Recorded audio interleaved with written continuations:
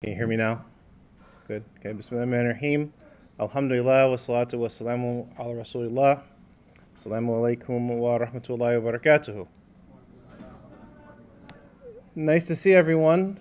I'm happy to be in the room with so many Asufa parents. Those of you who don't know me, my name is Michael Abraham. I handle instructional coaching and supervision and professional development for the school. Some of you are familiar with my background. If you're not, I wrote a book called Engaging Muslim Students in Public Schools. I've been training teachers since the year 2016, both in public schools and in the last few years more and more so in Islamic private schools across the country on instruction and behavior management, and Asufa is the school that I am working the most with and have been able to go the most in depth with. So I asked Muhyiddin to put this night together. And because it's important that the parents know what the teachers are learning about and how that all contributes into creating Asufa into a high-achieving school. I've seen lots of schools across the country, public, private, Islamic, charter, you name it. I've trained over 5,000 public school educators in this country and hundreds more now in Islamic private schools. I'm very, very hopeful for Islamic education in this country. And in our states, we have a lot of opportunity. We have a lot of unmet need for Islamic education. Moving into this new building is a really, really special opportunity. There is no reason for anyone to not think that this cannot be and will not be a great school. And really, we want it to be the best school. And that is a great dawah to everybody, the better this school can be and that Islamic schools can be. And there's all kinds of reasons, there's all kinds of factors that go into that, okay? Now, as far as building a school culture, all right, I'd like you to look at this graph on here, okay? This graph shows aggregated test scores, or kind of a summarized test scores of schools in the UK, free schools that are free to go to. And their progress, their GCSEs, these are the big standardized tests that they do in the UK, okay? And you see all the test scores, the average test scores of the schools bunched up towards the middle. And then all the way on the right side, there is a single school far to the right here that is blowing all the other schools away, okay? This is a school that is called Michaela, okay? Michaela School. You can look it up in the UK. It's not an old school. It's been around about 10 years or so. And in 10 years, they have built themselves into a school that is basically the highest achieving school in the UK.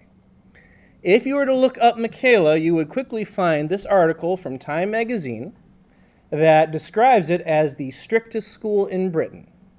And if you searched and looked up the school, you would find all kinds of things from the principal or the headmaster of the school openly branding and advertising the school as the strictest school in the UK. And another amazing thing about Michaela is the students that they serve are students that would generally be classified in the American system or in the UK system as disadvantaged or at risk because of different factors concerning their income level of the families they come through or the immigration status of their families. Many Muslims send their kids to this school in the UK. You can see some Muslim kids in this picture right here, okay?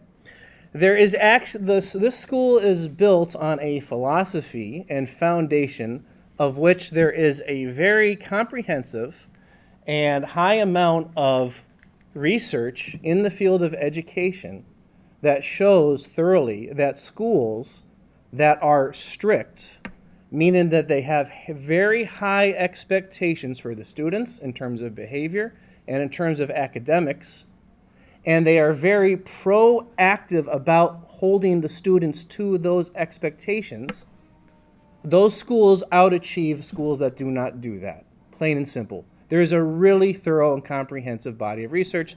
This is just showing the headings of one full literature review of all the research that exists on this, another replete study that compares this concept of strictness between East Asia and the Western world. And, you know, at Asufa Academy, we use Singapore math as our math curriculum because Singapore is one of the highest achieving countries overall in math. Part of that is because they have a very good math curriculum. It's sequenced really well. Spirals practice of the skills very, very well. It's put together very, very well. But also, too, the country has a culture of high expectations for the kids. And you actually see that in high-achieving East Asian countries in general. They have a strict, high expectation culture for the kids, and that is conducive to achievement. Now, in the Western world, it is the same thing. When schools are strict with kids, meaning they hold them to very high expectations, it does increase achievement. But in the Western world, it's important that the kids interpret the strictness in a certain way. They have to interpret it as a strictness that is still loving and still caring, and they can't interpret the strictness as being mean.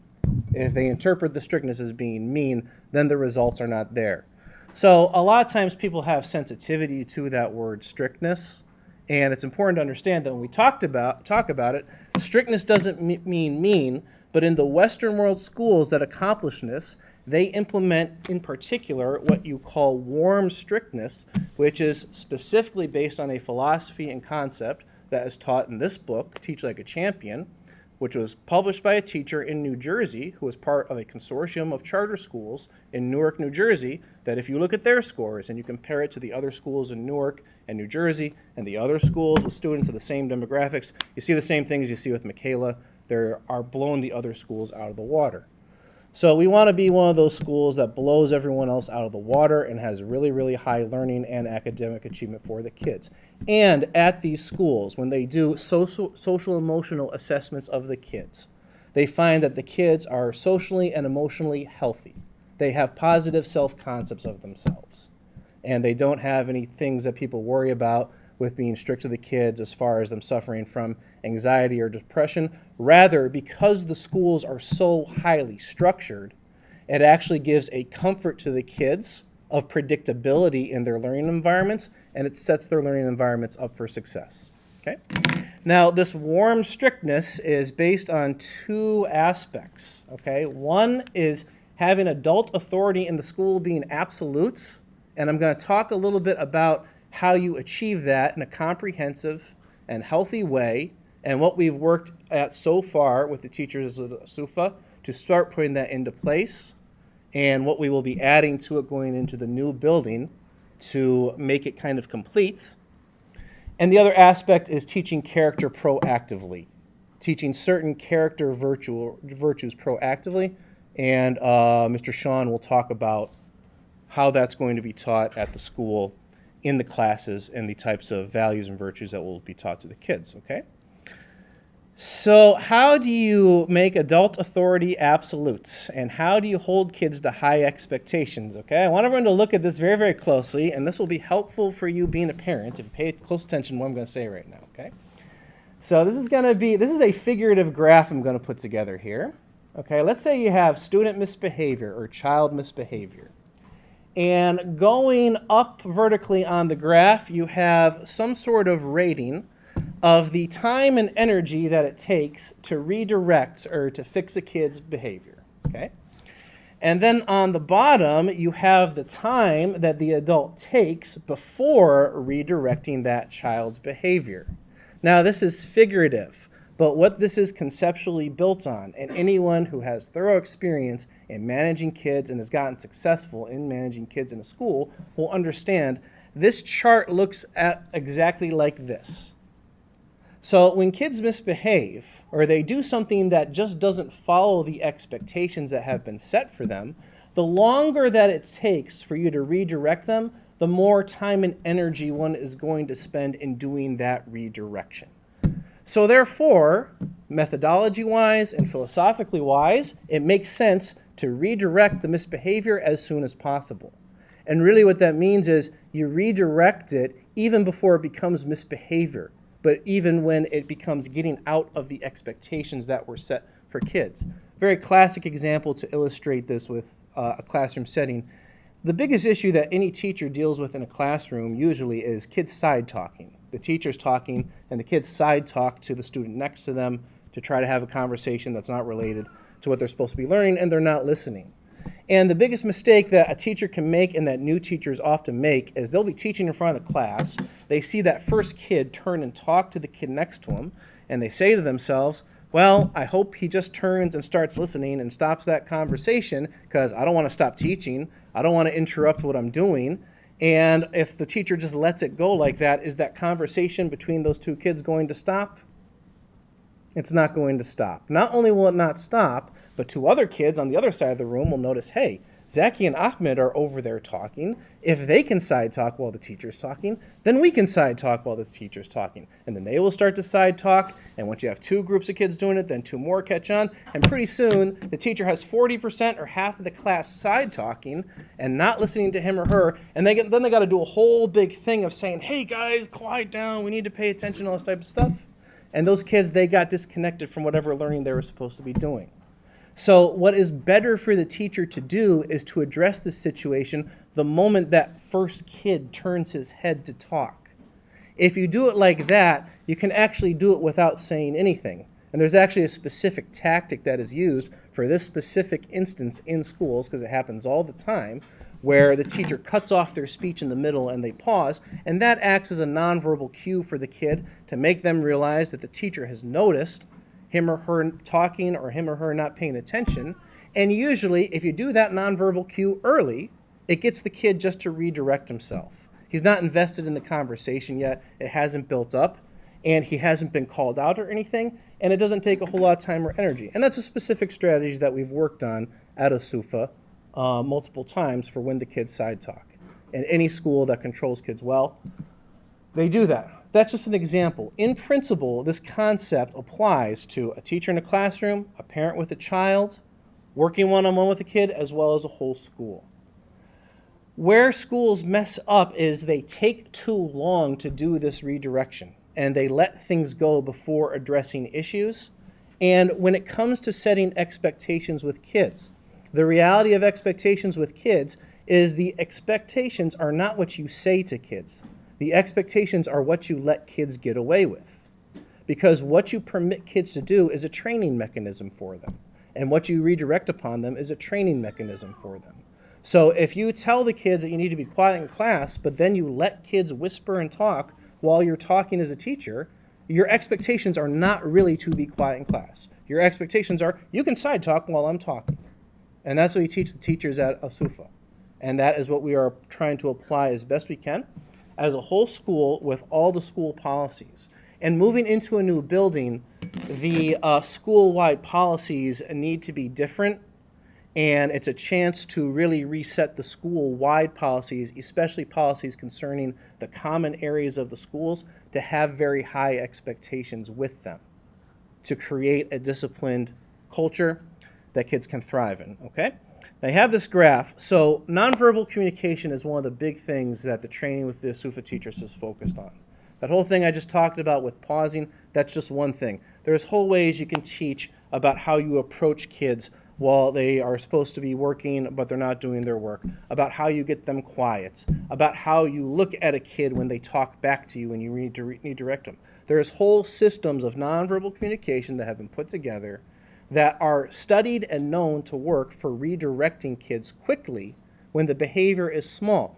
And nonverbal communication also relates to the warmth part of strictness. Because you can be warm with a kid, well, how do you do that? It's an art more than a science, but one way that you can put it into a tangible practice with things that you can learn concretely and apply, is through nonverbal communication.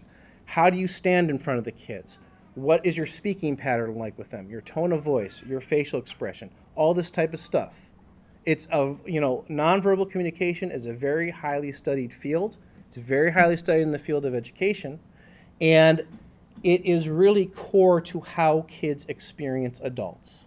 Dealing with kids is how you say it matters way more than what you say type of business.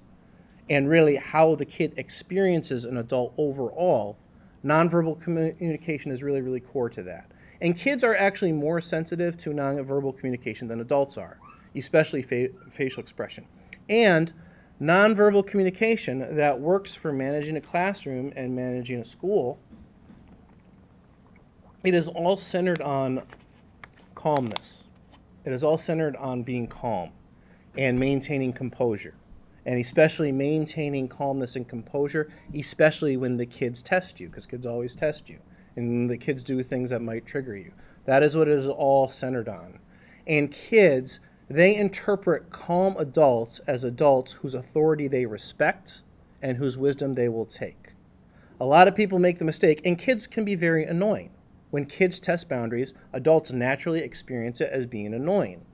So when you get annoyed, a stress reaction triggers in you. When a stress reaction triggers in you, you have a physiological response where your muscles start to tighten, your shoulders raise, your jaw starts to lock, and your brain releases adrenaline into your bloodstream. That gets you all rushed up. That causes you to want to have your limbs raised at kids. It causes people to want to raise their voice at them and all this type of stuff. And being reactionary and acting upon your stress reaction with kids, that can work to get them to behave for like a short time in their life or like a short time in their experience with you, but it doesn't last because they get desensitized to it over time.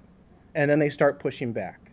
And an adult who acts that way with kids, kids don't experience comfort with that adult because the adult tells the kid through their nonverbal communication that they don't have emotional control of themselves.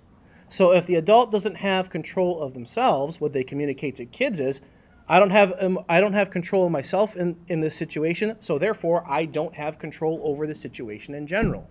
And that gives kids anxiety, and for certain types of kids, it prods kids to test the boundaries even more. So this whole concept of being intentional with your nonverbal communication and being calm overall, it is a really important factor to getting the kids to experience adults in a certain way where this warmth aspect of strictness is held to.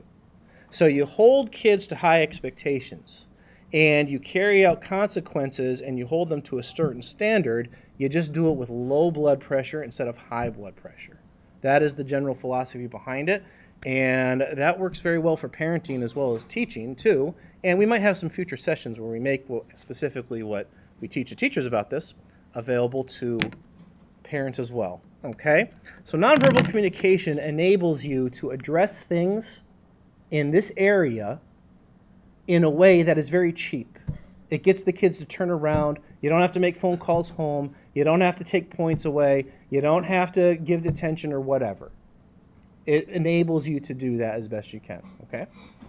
Now, the other thing that enables kids to really follow disciplined expectations very well is teaching the precise expectations of how you want the kids to behave and how you want them to act in a very, very thorough and precise manner. And at ASUFA, we do that through a process called interactive modeling. So in August of 2023, I did an all-day session on nonverbal communication with the staff, and we've revisited it this year. This year, as I've been working regularly with them, what we really hit in August this year was what you call interactive modeling. Okay? Interactive modeling is a way in which you teach kids how to behave and how to follow expectations and processes throughout the entire school day in a way that is very, very thorough so they can have zero confusion over what the expectations are and so that they can actually practice them.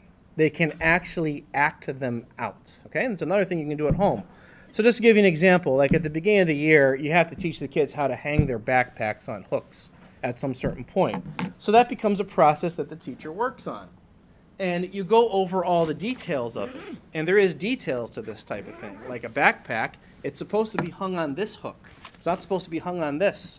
If you have a locker or you have a series of hooks like this, and the kids hang it like this as opposed to like this, well, now you have the backpacks all running into each other and all this type of stuff, and it doesn't work out and you create problems. So all those small things for the day, you can tell the kids, put your backpacks away neatly. But if it is not really shown to them and it's not practiced for them, they're not going to be able to do it competently.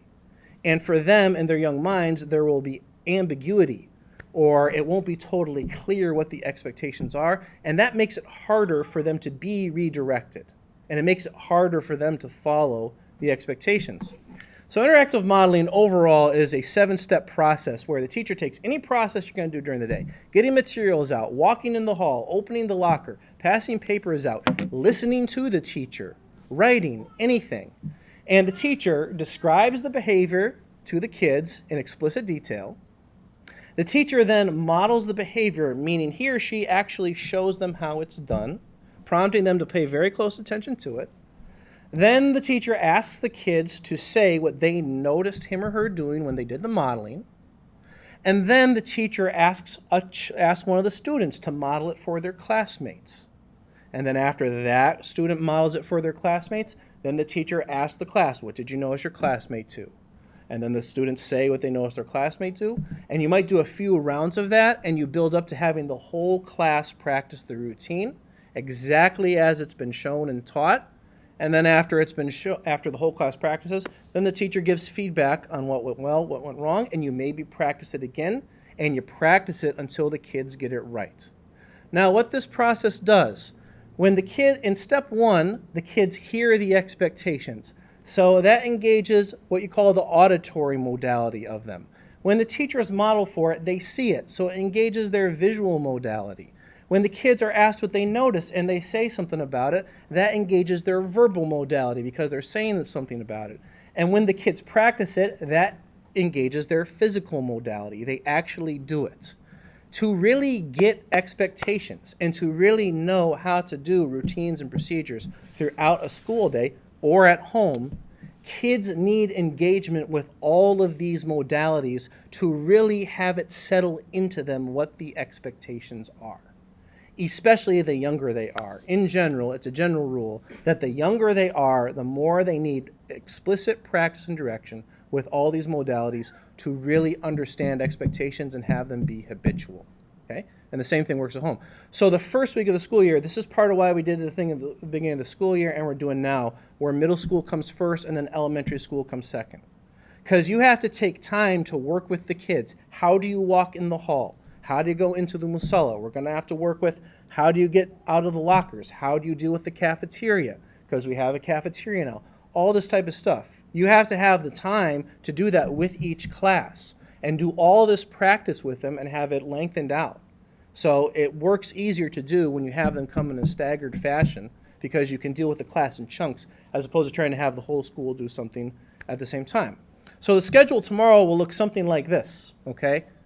We'll have the 5th, 6th, 7th grade broken up into their grade groups. There will be an administrator, myself with 5th grade, Mr. Sean with 6th grade, Muhyiddin with 7th and 8th grade.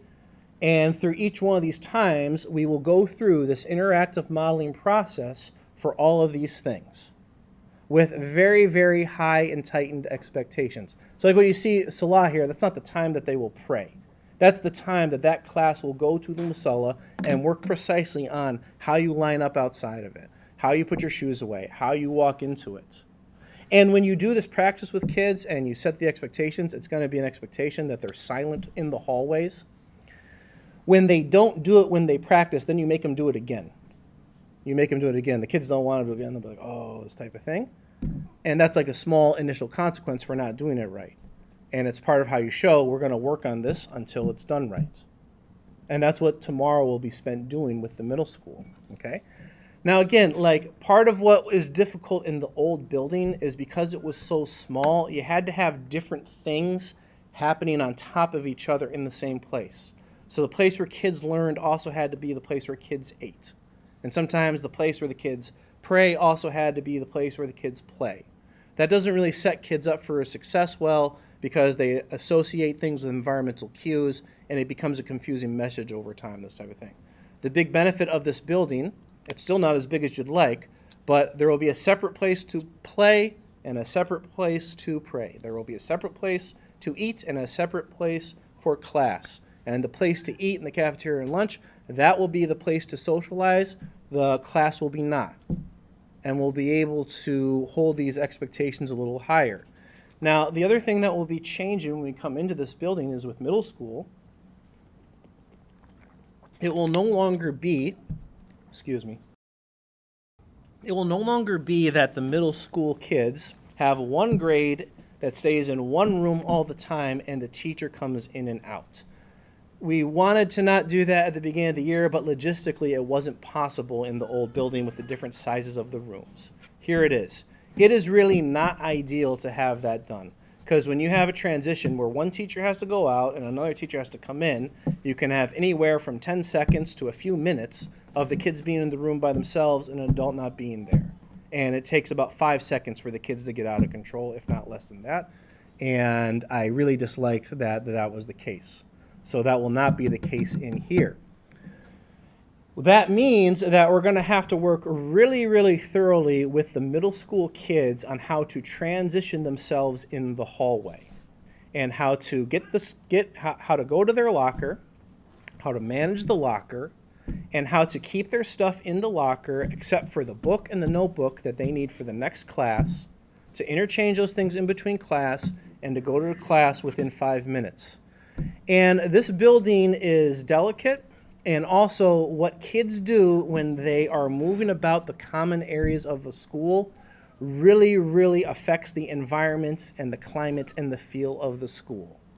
So holding the kids to really high expectations in the hallway is going to have a huge focus of what tomorrow is all about, and making sure the kids experience consequences if they do not stick to these expectations, I have told the administration, has to be an extremely high priority. And in general, in education, you take somewhere from 3 to 6 weeks at the beginning of the year, where the focus is more on making sure the kids know the routines and procedures of the day and holding them to the expectations with it, than it actually is on academics. Because when you do that, after about 3 weeks, it starts to take hold with the kids. And then over the next 3 weeks, if you stick to it, it becomes habitual to the kids. And once it becomes habitual to the kids, everything else flows easier. And you have put in a foundation for a really high expectation school climate. And moving into the new building is a great opportunity for us to do this, okay? Now, we'll be showing kids the slides first and then going through this intentional practice tomorrow, slides that show all the expectations. Especially for the hallway, I want the parents to know what they are. Because the kids, if they don't follow these, will get a consequence. And I've told the admin to be assertive and proactive and aggressive about meting out consequences for these things. Because it is not just about the small little thing that the kid did. It is about creating an overall climate that is the best for enabling academic success for kids. So the kids are going to be silent in the halls at all times. Talking will not be allowed in the hallways, period. It's a bigger building, that's great. It's still mostly drywall. There's still rooms that are close together. If you have a whole bunch of chatter and stuff going on in the hallway, that is going to be heard throughout the building. That's not fair to the elementary kids who are in the classroom and in the hallways less than the middle school kids. For when the elementary school kids go into the hallway, they will have rooms right next to them. It's not fair if they're making any noise whatsoever in the hallway, because you'll hear it from the classrooms. And kids need silence and quiet to get into deeper thinking and to focus on academics. And you won't have that if there's all this noise going on in the hallway. It is also, of course, as we first moved into the building, we're sharing this building with professionals. We're sharing this building with professionals who work with kids with autism, who are generally very sensitive to environmental changes and can have sensory issues that make them sensitive to noise. And it is certainly not going to be respectful to our neighbors in here if the kids are allowed to really make any noise at all in the hallways. So it's going to be an expectation for the kids that they are silent in the hallways. If they pass someone else in the hall and they want to give salam to that person, we'll teach them to do it non-verbally. They can put their hand on their heart and say, and do it like that. No problem. That's what you can do. But it's no talking, zero talking in the hallways. Okay? The kids have to keep their hands to themselves at all times. That's a general expectation in schools. They are not going to be allowed to touch the walls in the hallway. This is going to be hard for some kids because some kids like their sensory impulses or they want to run their hand against that wall, see what it feels like in this type of stuff. But having these high expectations for kids and giving consequences to them when they get outside of the expectations, everyone needs to think of it as a benevolent thing. It's not something about being mean to the kid. It's not something about shaming the kid and making them feel bad for not doing something right, but it is a training mechanism to increase their self-discipline. Okay, if you look at the old building, if you look at a lot of schools that don't paint the walls regularly, and there's some schools out there you might not realize, particularly the ones in the suburbs, that paint the walls in the building every single summer because they're hiding all the marks and stuff that the kids put on the walls throughout the year.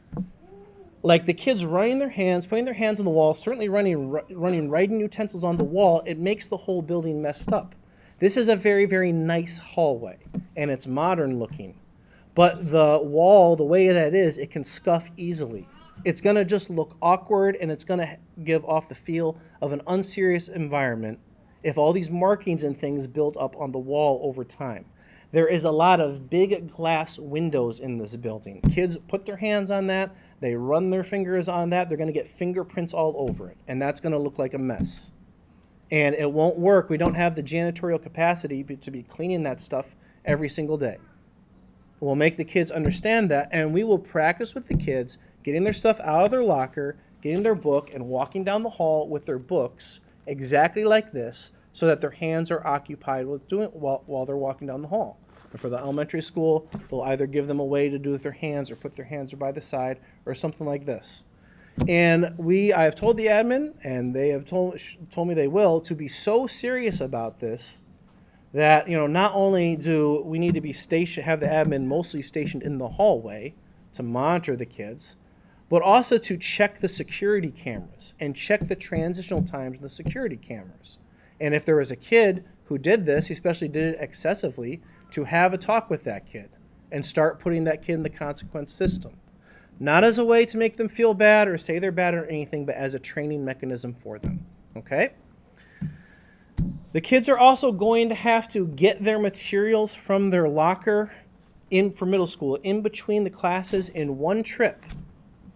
So if they are going from math over here to or science over here to social studies down there, they got to go to the locker, put the math book away. They'll be carrying a common binder or notebook with them. Get the social studies book. And if they arrive to class and they are not prepared for what they need for that class, they cannot go back out into the halls to get what they need because they have to be trained to show up ready to learn. And if we let kids leave the class to go get that book they forgot, it becomes a game that the kids will play nonstop. Kids either intentionally or with the habit just forming subconscious in their head, they will start going to class, forgetting their stuff, so they can say, hey, I forgot my stuff, so I can go out in the hall and walk around. Kids play this game all over the place in middle school and high schools. And if the teacher allows them to go out, it just doesn't work. And we will have a spreadsheet put together. And when a kid shows up to a class one time, not prepared, teacher's going to put that in a common spreadsheet with a different tab for each grade in middle school. If it happens to a teacher and it's the second time that kid's name appears in the spreadsheet, the admin will have a phone call home made. And if it happens a third time where the kid shows up to class unprepared, they will get a more serious consequence that will be inconvenient for them, that I'll get to in a moment. That will be something new for the school, okay? And for a lot of these things, there's going to be this kind of 1, 2, 3 thing, okay, with the consequences. And this showing up to class on time is a big one. And I need parents to understand that if you get a phone call home saying your kid showed up to class on time, or your kid comes home complaining, I couldn't do my math work because the teacher wouldn't let me go get my math book, they will have been taught explicitly, thoroughly, what the expectations are and actually acted it out and practiced it before they have to implement it in real time.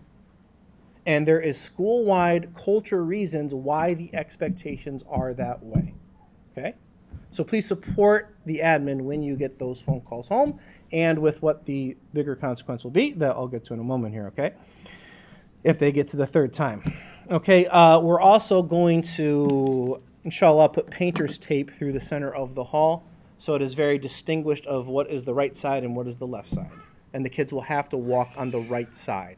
And that will be a rule that will practice and will be an expectation, and that will facilitate smooth transitions throughout the hall, okay? Of course, the kids will have to be calm, and there's going to be zero tolerance for running, skipping, or jumping. Something like that might jump, like, past a warning, okay?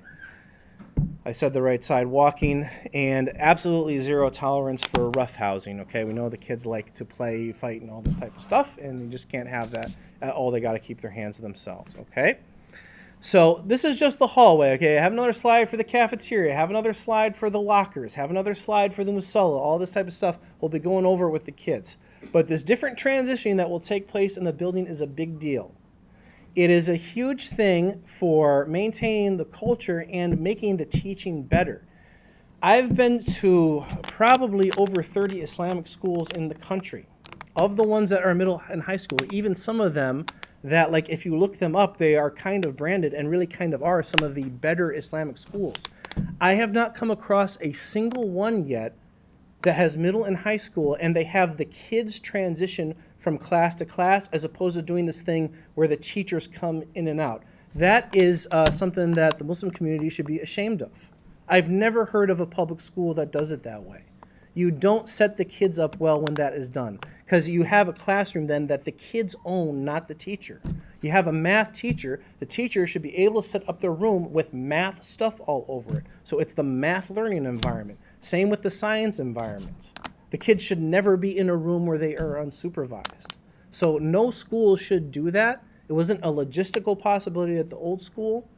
And just by doing that, we will really improve the instructional quality of the school, because we won't have the teachers rushing around all these days. We won't have the teachers getting in the class and having to settle the kids down at the beginning of this type of thing. The teacher will be able to set the tone from the beginning. The other thing, too, something that is a challenge of a small school where the kids move in one cohort throughout the day, and there is a lot of kids.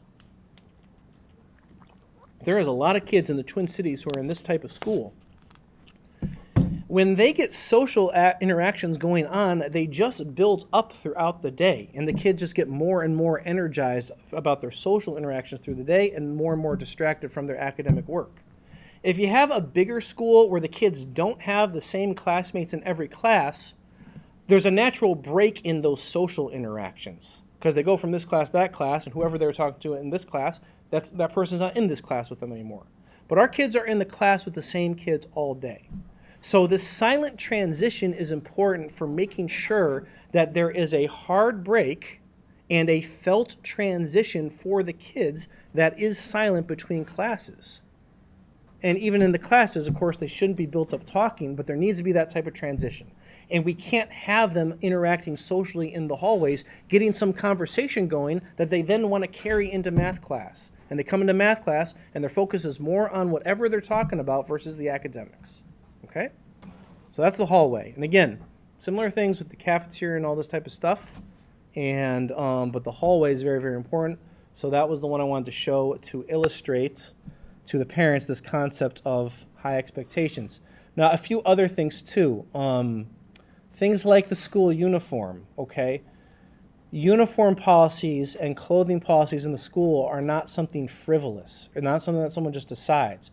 So things like a kid not wearing a hoodie, there is reasons why that is. If a kid wears a hoodie, he's blocked off his peripheral vision. When kids are working independently in class, you want their peripheral vision to be open so that they can notice the teacher if the teacher starts approaching them. If they can't see the teacher, then they don't have a sense of how well the teacher is monitoring. There's other things like the kids can hide headphones, this type of stuff. But another thing that kids do a lot with hoodies and hats is they tease one another with it. They'll do this little thing where they pull off the hoodie of someone else, and that kid gets angry, all this type of stuff. So that's not just like some willy-nilly policy. That is something to reduce distraction. The same thing with makeup and the female students in makeup. I know schools in Minneapolis that are restricting the students from bringing makeup in, and not just there too, because this is becoming such a big thing with the kids and the Instagram and these tutorials and all this type of stuff, and the girls wanting to put makeup on and all this type of stuff, and they're hiding it in their backpacks or they're hiding it in their lockers. Okay? In the beginning, we're going to do daily locker checks at the end of the day. Every other week, we're going to have the kids clear out the lockers. The kids will have their book, their jacket, whatever winter stuff they need. We'll teach them how to manage the books in the locker so they can get it in and out, but they're not allowed to have personal items that don't belong in the school in the locker. So they can't have toys, they can't have makeup, they can't have anything like that. And it's going to be monitored. And it's not just to be mean to the kids. It is about maintaining a school culture that is conducive to academics. And the way you do that is tending to these small things, because these small things snowball. So you can control them, okay? Now, so like nonverbal communication is a big thing we've worked on to be able to redirect kids here cheaply, swiftly, maintaining calm and warmth between them so it doesn't become a big thing. Interactive modeling is what you do to make sure that kids don't even misbehave in the first place and that they know the expectations so well so that when you do redirect them, it's easy for them to get back into the expectations because they've actually practiced it, okay? And these are two things that we've all put a lot of work into implementing at Asufa Academy, okay? Now, still even with those things, you still have times where kids misbehave, usually due to a lack of impulse control or whatever. You still have times where they get out of the expectations. And something needs to be done when kids don't follow the expectations persistently. Because one kid who doesn't follow the expectations persistently sends the message to all the rest of the other kids that they don't have to follow them either. So what the school is going to be implementing starting next week is detention. Okay, the school is going to have detention, which Mr. Sean will be running, and he can talk a little bit more about when he gets up here. But in general, it will be 45 minutes after school on Wednesday, correct? And it will be the kid who is in detention. This is only for middle school, okay? Elementary school, you take recess away. But the kid who is in detention, his siblings will have to go at the regular time, or her, and they will have to be in detention. Detention is not supposed to be nice. It's supposed to be completely quiet. They will have to work on something, study something, or write something. If they don't have something that they can do, they will have to write out, I will not violate school policy. I will not violate school policy, or whatever more specific thing that they did. You know, how much can you do in 45 minutes? I think somewhere from 75 to 100 times is reasonable to keep them occupied. It's not supposed to be something that feels good. Now, again, it's not meant to shame the kid or shame the parents or anything else, but this is a training mechanism. The kids will not want to go to this. And they have to know that we are serious about this expectations, and you do need a threat like this in place in order to really have a school have tight expectations. You also need these other things. You can't just rely on punitive measures. You need all these other things that prevent you from having to do that with kids, because that makes it so the amount of kids who you do that with are minimal. But it is an important piece of the puzzle that the school is now at a point to start implementing, okay? So I don't know if I talked over my time or beyond my time, but Mr. Sean will start talking about the second part about how the school will teach character proactively, but we can take questions. Should we take questions at this point of anything that was just said or gone over? Yeah, that's a good break. Have some questions. Okay, so any questions before we move on to teaching Just a quick one here. character? Yes. So the transition between classes, that's staggered 5 minutes, or all classes transition at the same time? Yeah, the whole middle school, it's for middle school, will transition at the same 5 minutes. Okay, it'll be like there's a bell schedule. We won't have a bell that will ring off. The teachers will trigger it, but we're going to coordinate it through walkie-talkies to make sure it does happen at the same time. Okay, and it's going to be the same thing for kids showing up late. Okay, the initial rule with going to the bathroom during the transitions is that the kids can't do it. There's a specific time during class period when they can be let out to go to the bathroom. Elementary school will have defined bathroom breaks for each class. Middle school, it will be by individual kid, but it's going to take place at a certain point in the lesson plan during the class where it's appropriate for a kid to do that they're not missing instruction. If the kids get really good at the transition where they're all getting to class in 3 minutes and not 5 minutes, then we might be able to say, you've earned the responsibility to use the bathroom, but the initial rule is that you're not going to be able to do that. So we make sure they do it well. And being late to class is something that we're going to track meticulously and aggressively, and it will be another thing that will earn like a 3 strikes you're out detention earning type of thing for the kids too. Okay? Thank you. Other questions? Yusuf. Curiosity, I'm not sure if this is relevant to this segment or not, but in terms of cell phones, is that is that a no-no for That is a- late to the That's a no way, correct? I've never seen a kid with a cell phone at Sufa, personally.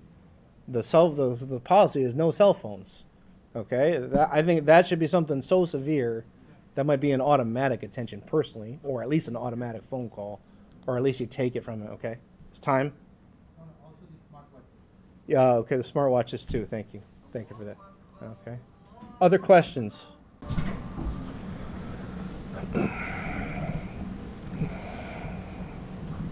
Yes, sir. So you talked about Michaela as a school. Yeah. Do you have any statistics of the admission of those, like admission criteria for those schools? Yeah, it's open admission. Okay, it's open admission. They cap it, and then after that, when they have open spots, they have to do a lottery because they do a waiting list. But it's not a school that filters kids by criteria. They're not allowed to they don't make the kids take a test and say you have to get this score to enter the school. It's not a school that does that. They're not allowed to do that. It's a free school. It's not a private school. So they're not allowed to do that in the UK under the type of school that they are. They have a waiting list, but by law, when they have open spots, they have to do a lottery for admission. It's very similar to how charter schools are done here. Yeah. And the same thing with the uncommon schools in Newark that this gentleman was a part of. It's the same system. Yeah. But we will continue, inshallah, to have our builders to accept the. Right. Yeah. Any other questions?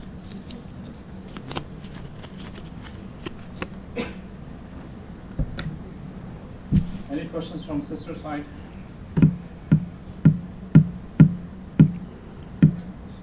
Yes. I'm not sure if you touched this on this. How does the dismissal process work? When they release these? Yeah. Okay. So the question is, how does the dismissal process work? I'm not sure. Like, this is the place to talk about the whole dismissal process per se, but maybe Sean can talk about that because I'm not here every day for that to be carried out. But it's a process like any other in the school that will teach to the kids this way as far as their expectations and things. Yeah, and then maybe you're asking like because the building has a new setup, that type of thing, like how that. Yeah, that's what Dean's cared for. Inshallah, we'll send you the communication on how to enter the building. And that was one of the things I was planning to cover.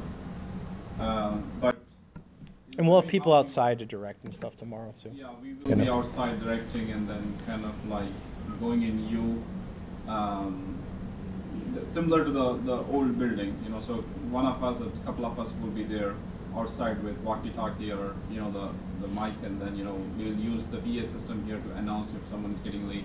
And we do have our own built system, dismissal system. So we'll continue to use that. If we have to change, we'll look into it after getting some experience in this building. So hopefully it should be better because we have bigger parking lot in Shalom. Inshallah. Yes. One more time on the detention, like, is that happening on a specific day? Yeah. When Wednesdays after school. So let's say a kid makes Yeah. something, a mistake on Monday. Yep. It'll be done on Wednesday? Ideally, it's done as soon as possible. Yep. Yeah. If they get to that 3-strike level. Yeah. I think he's asking, is Wednesday the designated date for the detention? Yeah. Yes. Yes. Yep. Wednesday. Yep. Okay. No, Yeah. this isn't, I just want to say, I can't believe it's 2025. Mm. And, I mean, what you said is halal music to the ears. I mean, I'm serious. No, this is what kids need today. Yep. Is the discipline. Yep. In reality, I think it's missing. Yes. So for them to come to school, this is like a school/boot camp. Yep. And in today's society, I think this is the missing ingredient. This discipline. Yep. This is amazing. And there's data that it increases achievement. Okay, like especially for disadvantaged kids, especially in inner city schools. So I appreciate you saying that. Yeah, inshallah. And just help us implement it. That's the big thing. Okay. Any other questions?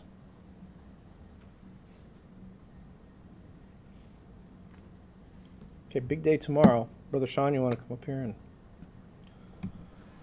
So the other element of this, okay, I know I spent a long time on this, but like teaching kids character proactively is another big thing that these schools do, which of course Islamic school, we're doing that. So Sean's going to talk a little bit about that, okay?